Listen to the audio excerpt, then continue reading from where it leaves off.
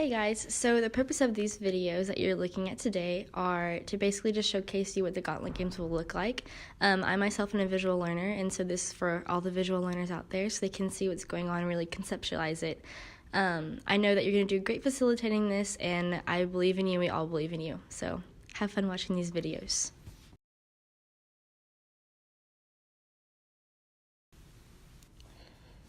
To start the spacewalk, explain to the campers that their spaceship has been disabled by an asteroid field and that they must now venture outside to make the necessary repairs.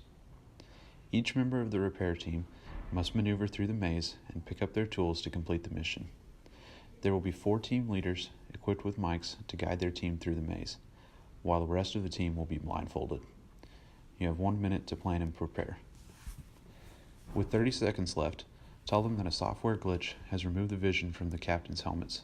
Instead, 4 additional members of the repair team will have to stay behind and coordinate with the captains to get the team through the maze. These members will not be able to talk, but the glitch has enabled them to see. The campers now have an additional 30 seconds to plan, then 5 minutes to get their team through the maze. In summary, 8 campers have to stay out of the maze. 4 of them can talk but cannot see, while 4 of them can see but cannot talk. It is the task of these campers to guide the other 8 members of their team through the maze. The purpose of the spacewalk game is to test how a team handles adversity. This game is designed to push the limits of teamwork and communication. Our intent was for it to seem easy at first, but then suddenly morph into a difficult task. Does this sound like real life? This challenge might be the single hardest of any of the Gauntlet games, but for a reason. What happens when everything that can go wrong does go wrong? How does your team respond? In addition, leaders must be aware of and realistic about the strengths and weaknesses of each team member. One person is not the solution to this maze, but a team can be. Feel free to debrief how you wish, but again, we have some questions to guide you. I do ask that you do the affirmation activity though, especially if the team is struggling and needs a push. Which challenge was the most difficult to overcome and why? How does this game apply to real-life leadership? And for the affirmation, ask them which person from your group excelled at this task and why.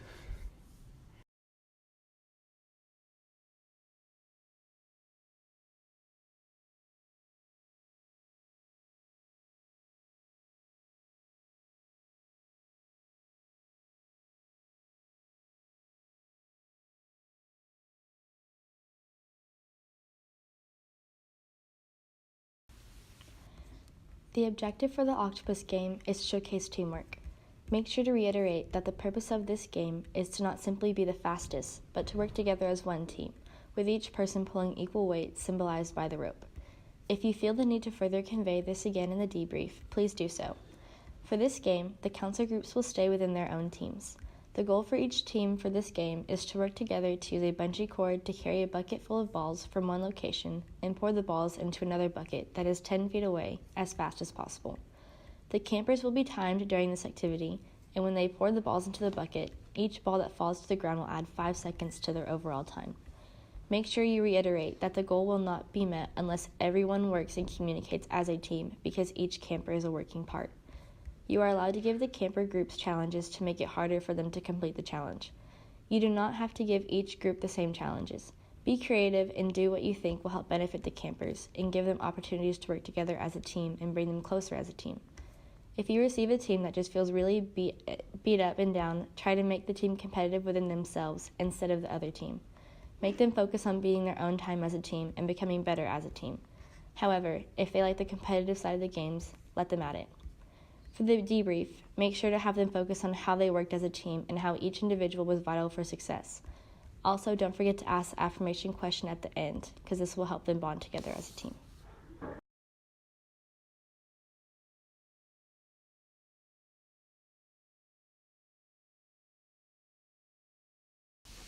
This game is made to emphasize inclusivity within teamwork.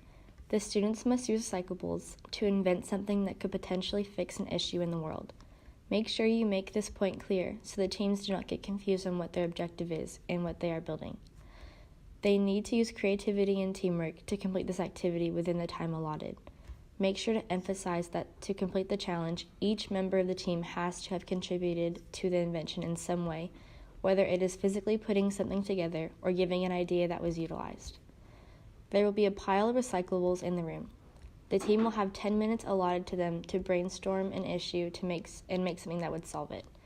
Each member is only allowed to grab 2 items from the pile, so make sure they follow this rule. After 5 minutes passes, allow the team to decide on one designated person to go back to the pile and grab 3 more items they feel they will need to successfully complete their invention. When facilitating, make sure to keep an eye out for anyone who may seem to be straying away or is being left out. For the debrief, make sure you really get them talking about the issue they choose and why they chose it. Also try to get them thinking about the importance of collaborative teamwork and how everyone's idea and input can change the whole course of an original idea.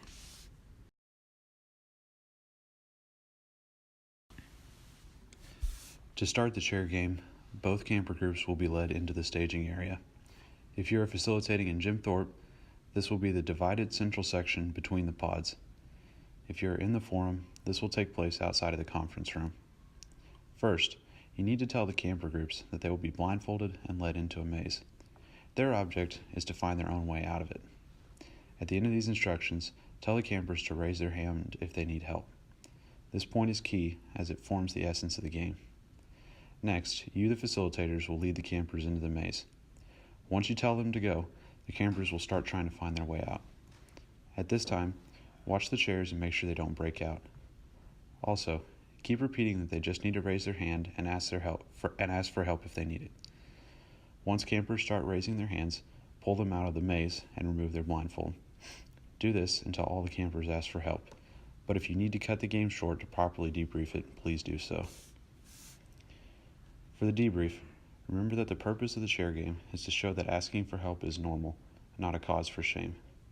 Leadership is a process of continuous inquiry and learning. Often it takes someone, whether that is a parent, mentor, teacher, counselor, or friend, to help you through that process. It is our intent with the Gauntlet to give you, the facilitator, a wide latitude with how you debrief the game. However, I'd like to include a few guideline questions if you need some direction. What do you think was challenging about this game? What do you feel you learned? How easy was it for you to ask for help? And if it was difficult, why?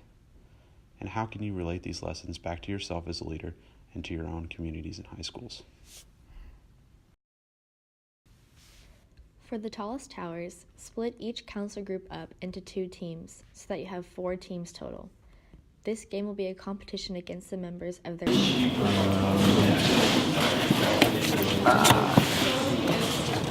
Good. Here we go. This one. Better boxes than us. Yeah. She's unfair. No.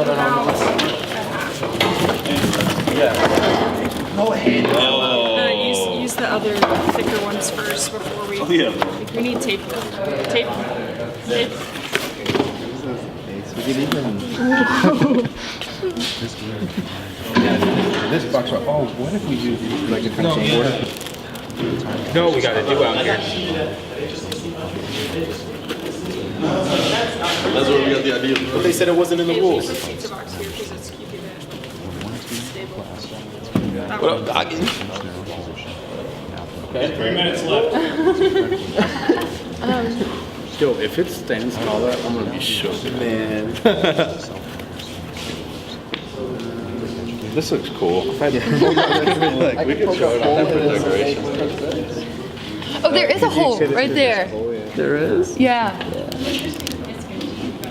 Okay, maybe take it off first. Maybe. Honestly, The advantage team has every reason to take down.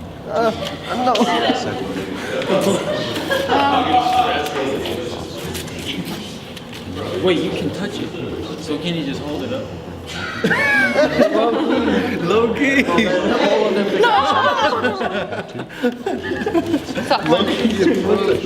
right, time's up. Just hold it. Step away from the tower. I'm here. If it falls, it falls. That's a transform. That's the last break. Yeah, you said I can touch it, so ours is higher. Hey, Yeah. They said freestanding. It's got to be freestanding now. No, but he said we could touch it. No, only one person can touch it. Yeah, and It still had to be a freestanding tower. but he adjusted the rules. No, my rule did not You negate changed that the rule. rules. Both rules exist. I'm actually a Their edge. Was there just one person who called the shots when making the rules, or was it a collective decision? What do you think the true lesson of this game is? And how does it relate back to your lives and to your high schools? And finally, please try to ask them this question, because I guarantee you it will stun them. You could have built a much taller tower if you had combined your supplies. Why didn't you?